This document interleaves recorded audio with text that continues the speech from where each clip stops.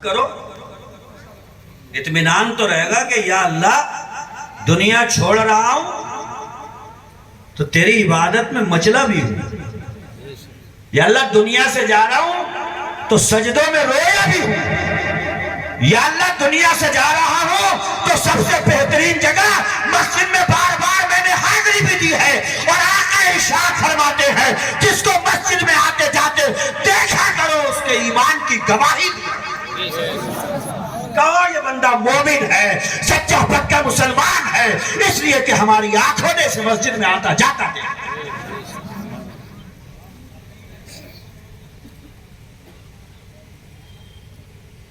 تو جمعے میں بھی چپلوں میں بیٹھا ہوئے، چپلوں میں، کیونکہ انتظار اس بات کا ہے ادھر پھیر کے جیسے ہوگی السلام علیکم، چلو بھیا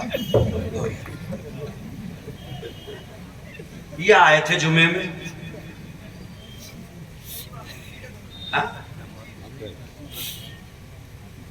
المومن فی المسجد کالسمک فی الماء، مومن کو تو مسجد میں ایسے ہونا چاہیے جیسے مچھلی پانی میں ہوتی، پانی سے نکالو تڑپے گی، مچلے گی، مر جائے گی۔ ایمان والا بھی مسجد میں جا کے اتنا ہی سکون، اتنا ہی قرار، اتنا ہی اطمینان محسوس کرے جتنا مچھلی پانی میں۔ تب پتہ چلے گا کہ ایمان کا پاور، ایمان کا میٹر ڈاؤن نہیں بلکہ اوپر ہے۔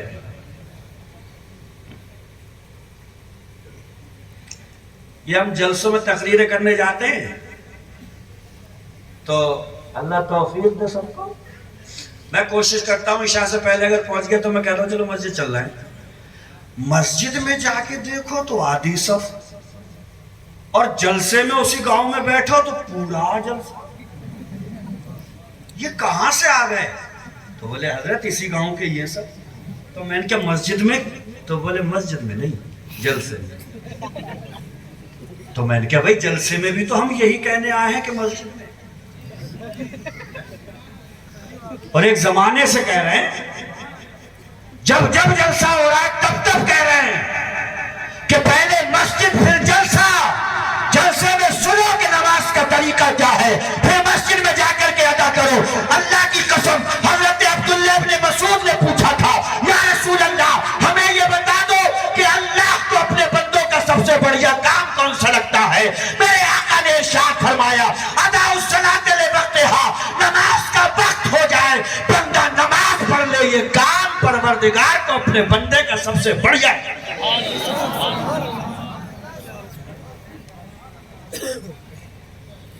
مگر نمازوں کا بھی کیا پوچھنا ہے؟ میں جان بوجھ کے کھڑا ہوتا ہوں تم ہی لوگوں میں سے کسی کے پاس، جان بوجھ کے۔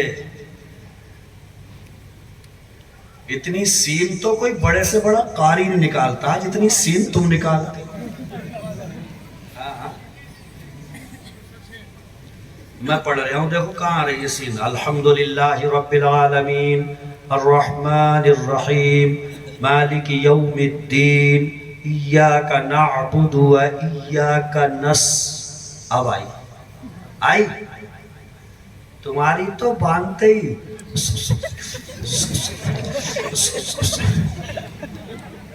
یہ اتنی سین شروع سے۔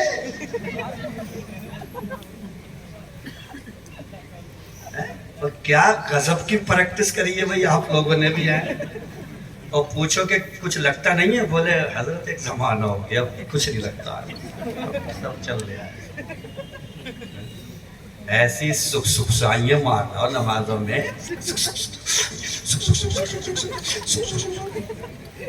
میں جان بوجھ کے کھڑا ہوتا ہوں، دیکھو یہ کیا کرے گا تو وہی کرتا، سیٹ یہ مارتا۔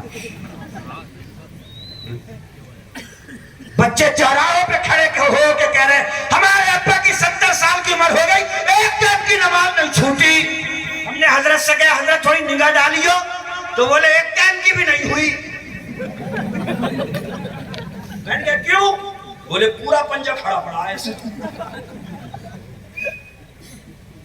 3 انگلیوں کا پیٹ لگنا واجب ہے، اور اگر 3 انگلیوں سے کم لگا تو یاد رکھنا نماز دوبارہ پڑھنا پڑے گی. انگوٹھا ہی ٹکا ہوا، وہ اس کا بھی پیٹ نہیں ہے، ایسے سیدھا ہی کھڑا ہوا، انگوٹھا. اور ریکارڈ بننا ہے.